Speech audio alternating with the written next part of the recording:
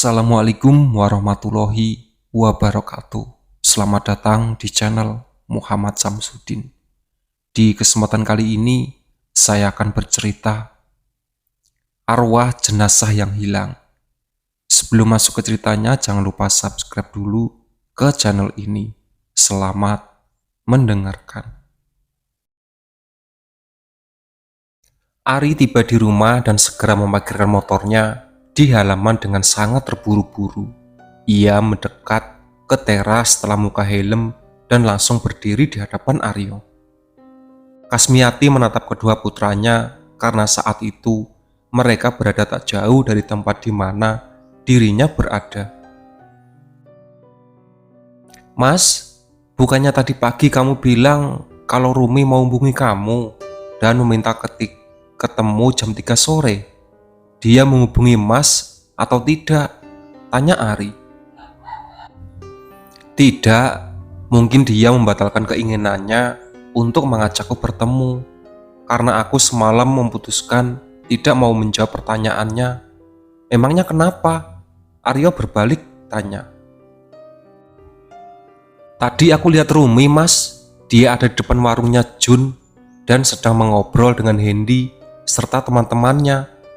Tampaknya dia tidak jadi meminta bertemu denganmu karena dia memutuskan untuk bertemu dengan Hendy di sana," jawab Ari apa adanya. Aryo maupun Kasmiati jelas sangat kaget saat mendengar apa yang Ari sampaikan. Hal itu jelas langsung membuat Aryo segera meraih sepedanya dan pergi begitu saja. Menuju ke rumah orang tua Arumi, dadanya mendadak terasa panas usai mendengar apa yang Ari sampaikan barusan. Ia tidak menyangka kalau Arumi akan membatalkan keinginannya untuk bertemu Aryo dan lebih memilih bertemu dengan Hendy. Setelah dirinya membatalkan janji yang dia ucapkan semalam, ia ingin tahu apakah Rumi memberitahu orang tuanya atau tidak soal bertemu dengan Hendy. Sesampainya Aryo di rumah orang tua Arumi, ia segera memarkirkan sepedanya dan berjalan menuju ke pintu rumah itu. "Assalamualaikum," ucap Aryo seraya mengetuk pintu. "Waalaikumsalam," saut Iksan dari dalam rumah. Pintu rumah itu terbuka tak lama kemudian. Iksan tersenyum saat melihat kedatangan Aryo sore itu. Irma yang saat itu juga sedang duduk di ruang tamu pun ikut tersenyum saat melihat kedatangannya. Nak Aryo, ayo masuk. Mari duduk-duduk bersama kami," ajak Iksan. Aryo pun tersenyum dan segera mengikuti langkah Iksan masuk ke dalam rumah itu. Ia duduk di sofa seperti biasanya jika ia sedang berkunjung. "Kenapa sore hari baru datang ke sini, Nak Aryo? Apakah kamu baru ada waktu luang?" tanya Irma. "Anu Budi Irma, sebenarnya aku kesini mau bertemu dengan Arumi. Semalam kami agak berselisih paham saat bicara di telepon, sehingga Arumi tidak jadi mengajak aku bertemu di luar," jawab Aryo jujur. Irma pun langsung menatap ke arah Iksan yang tahu kemana Arumi pergi setelah pulang kerja. "Oh, itu alasannya sehingga Rumi memilih bertemu dengan Hendy. Dia pamit pada Mbak D mau ke warung milik ibunya Jun. Katanya mau ketemu sama Hendy. Dia janji mau pulang ke rumah tepat jam 5 sore, ujar Iksan setenang biasanya. Aryo dan Irma pun langsung menatap ke arah jam dinding dengan kompak. Mereka bisa melihat kalau 10 menit lagi sudah akan menuju jam 5 sore. Tapi sebentar lagi sudah jam 5 sore. Kok belum ada tanda-tanda kalau Rumi mau pulang ya? Irma menunjukkan keresahan agar Iksan segera mencurigai Hendy. Pagar di depan rumah itu tiba-tiba saja terdengar dibuka oleh seseorang. Iksan, Irma, dan Aryo pun bisa melihat kalau Arumi akhirnya sampai di rumah dan diantar Hendy yang menemani sambil berjalan kaki. "Siapa lagi ya? Aku yakin semuanya berjumlah 16 orang? Pikir Hendy. Laki-laki atau perempuan? Tanya Arumi. Hendy pun menatap keras yang ada di tangannya saat itu.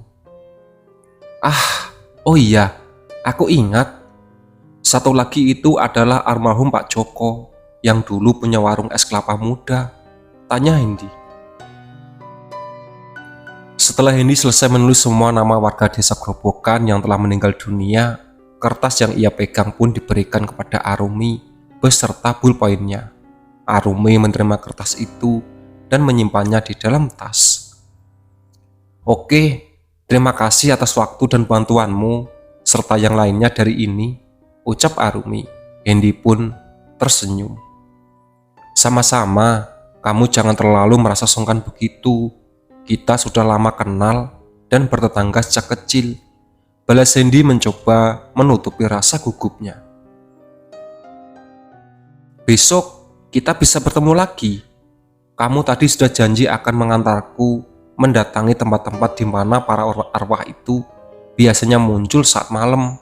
Arumi mengingatkan Hendy. Nomor teleponku sudah ada di ponselmu kan? Telepon saja. Insya Allah aku akan menunggu pada tempat di mana kamu mau bertemu denganku, ujar Hendy. Oke, aku akan langsung telepon atau chat kamu. Sebaiknya kamu segera pulang. Kamu tidak boleh keluar rumah saat malam kan? Kalau keluar malam demi nemenin kamu, aku sih mau aja. Pokoknya telepon saja kalau kamu memang ada perlu keluar dan perlu ditemani. Jangan pergi sendiri, meski kamu memberani. Aku pulang dulu.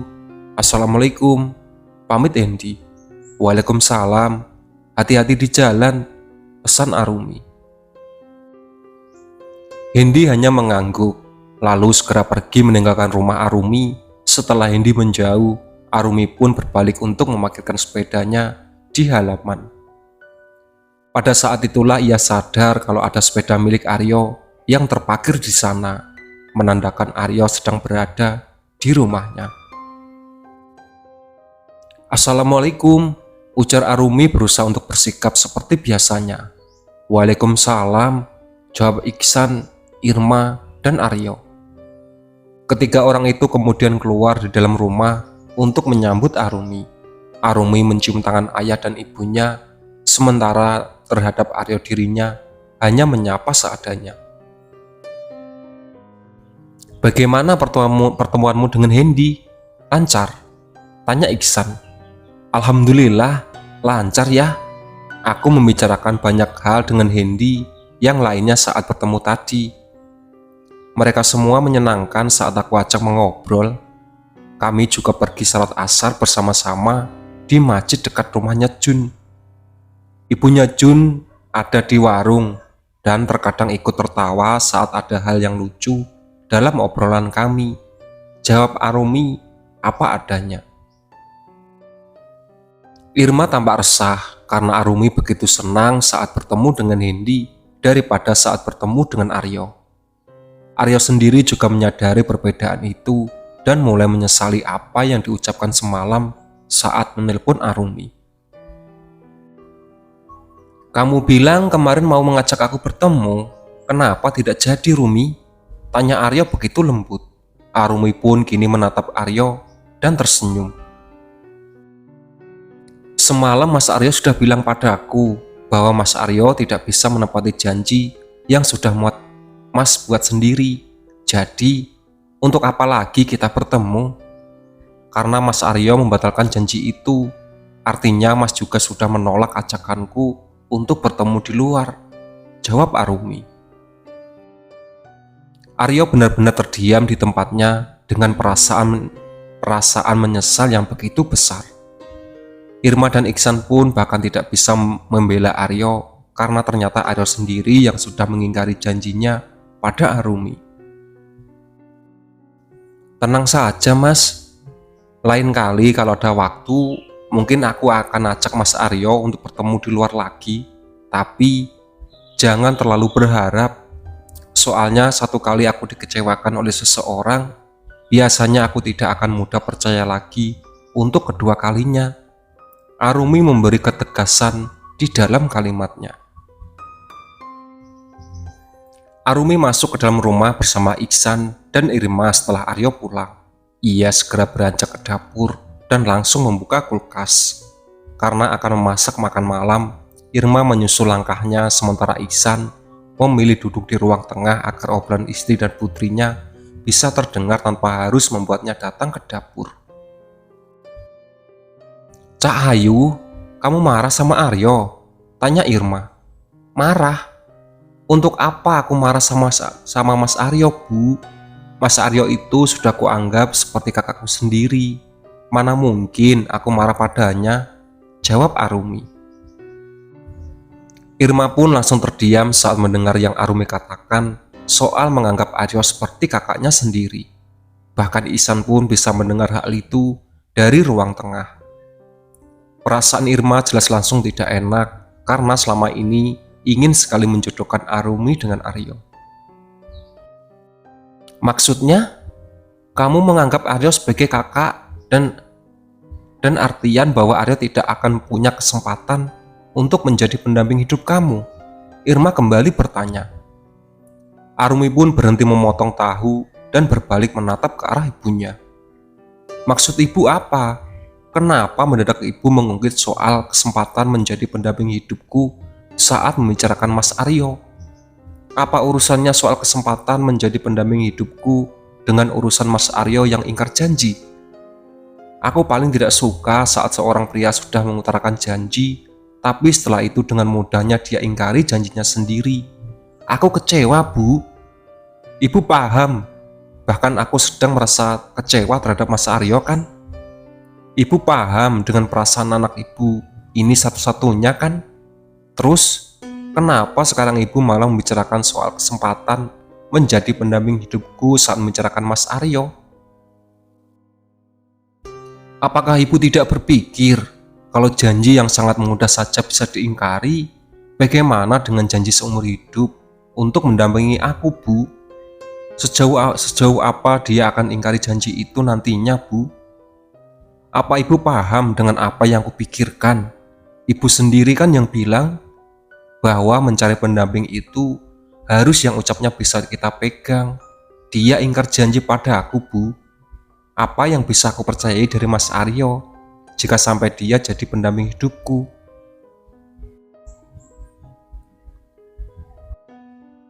Irma tidak bisa menjawab semua pertanyaan Arumi saat itu. Iksan akhirnya menyusul ke dapur dan segera merangkul Irma dengan lembut seperti biasanya. "Sudah, jangan dibahas lagi. Jodoh itu urusan Allah, ada di tangan Allah. Jadi sebaiknya kita serahkan saja kepada Allah agar Rumi mendapatkan jodoh yang baik dan bisa menjadi imam di dalam hidupnya.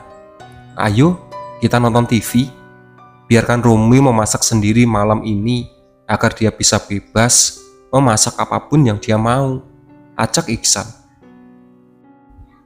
Irma pun menganggukkan kepalanya. Wanita parubaya itu pun segera mengikuti langkah suaminya menuju ke ruangan tempat mereka biasa menonton televisi. Arumi kembali memotong-motong tahu yang akan segera digoreng. Di wajahnya sama sekali tidak ada senyuman yang terulas seperti biasanya. Ponselnya bergetar dan membuat segera membuka pesan yang masuk. "Assalamualaikum Rumi, aku minta maaf jika sudah mengecewakanmu. Aku tidak bermaksud membuatmu kecewa. Aku hanya ingin kamu tidak mencari tahu soal hal-hal yang bisa dipikirkan dengan akal sehat. Aku merasa khawatir terhadapmu." Arumi pun segera membalas pesan itu karena merasa sudah terlanjur membuka dan membacanya. "Waalaikumsalam, Mas. Iya, Mas, lupakan saja. Terima kasih sudah mengkhawatirkan aku. Mas Aryo adalah kakak yang sangat baik bagiku dan aku senang sekali memiliki kakak seperti Mas Aryo." Setelah pesan itu ia kirim pada Aryo, Arumi pun segera menggoreng tahu. Ia kembali membuka kulkas untuk mengambil sayuran. Setelah ia kembali ke meja dapur, ada satu pesan masuk di ponselnya, dan kali itu adalah pesan dari Hendy. "Assalamualaikum, aku sudah sampai rumah. kamu sedang apa? Sudah mau siap-siap sholat maghrib?" Senyum di wajah Arumi pun kembali mengembang saat membaca pesan dari Hendy. Perasaan sedikit terhibur setelah tadi harus menghadapi Aryo dan juga ibunya, yang ternyata punya niat ingin menjodohkan dengan pria itu. "Waalaikumsalam, lagi masak. Habis masak, baru aku siap-siap sholat untuk maghrib. Coba bilang sama aku, apa saja kegiatanmu sehari-hari selain berkeliaran bersama Junaidi, Badrun, Samsul, dan Muklis?" "Aku nggak terlalu sering berkeliaran seperti waktu masih kecil kok. Aku kerja pagi di gudang beras milik bapakku. Kerjanya sampai jam 2 siang. Setelah itu, barulah aku cari kegiatan tambahan." "Kegiatan tambahan yang kamu maksud itu berkeliaran kan?" "Ya begitu." Ujung-ujungnya sama saja, tetap berkeliaran. Sudah, aku mau masak dulu. Nanti lagi kalau mau kirim pesan habis sholat isya." Ari membacakan pesan balasan Arumi kirim pada Aryo. Aryo telah menceritakan semuanya pada Ari dan ibunya mengenai apa yang terjadi di rumah orang tua Arumi. Untuk itulah Ari meminta izin mengetik pesan untuk Arumi dan membuatnya seakan itu adalah permintaan maaf dari Aryo yang sudah merasa buntu. Tapi jelas Ari tidak pernah menduga kalau Arumi membalas dengan kalimat yang begitu menegaskan bahwa wanita itu hanya menganggap Aryo sebagai anaknya. "Sabar nak, mungkin butuh waktu bagi Rumi untuk menerima kehadiran kamu. Selama ini Rumi memang sering berlindung padamu jika sedang diganggu oleh Ari. Tapi mungkin memang saat ini Rumi meminta perlindungan karena merasa kalau kamu lebih tua darinya dan bisa melindungi seperti kakaknya sendiri. Kalau kamu memang suka pada Rumi, maka kamu harus bersabar ketika mendekatinya. Kamu tahu sendiri kan kalau Rumi itu memang sulit dipahami jika tidak benar-benar dipahami. Rumi itu ibaratnya sebuah teka-teki. Kalau kamu gegabah, maka kamu akan salah saat menentukan jawab teka-teki itu. Tapi kalau kamu mau bersabar, insya Allah kamu akan bisa memecahkan teka-teki itu," ujar Kasmiati mencoba menghibur putra sulungnya. "Iya Bu, Ibu benar, dan aku sudah gegabah saat dia memberi jalan untuk mendekat. Seharusnya aku tidak menolak memberi jawaban meskipun pada akhirnya dia tahu mengenai apa yang terjadi pada warga di desa ini. Seharusnya aku tidak mengingkari janjiku padanya Bu. Dia bahkan mengatakan padaku untuk tidak berharap dirinya akan mengajakku bertemu di luar lagi. Dia mengatakan itu dengan jujur di depan kedua orang tuanya Bu." Aryo benar-benar merasa sudah tidak ada harapan. Arumi sudah merasa kecewa terhadapnya dan bahkan tidak segan untuk mengungkapkan hal itu di hadapannya. Ia yang salah, ia yang ingkar janji, tak seharusnya ia melakukan itu. Andai saja waktu bisa diputar, mungkin aku akan memberikan jawaban lain kepadamu. Tapi, apakah itu akan mengubah caramu memandangku dan bisa membuatmu menganggap lebih dari seorang kakak? Tanya Aryo membatin. Itulah sahabat cerita dari Arwah Jenazah yang Hilang. Ditunggu part selanjutnya.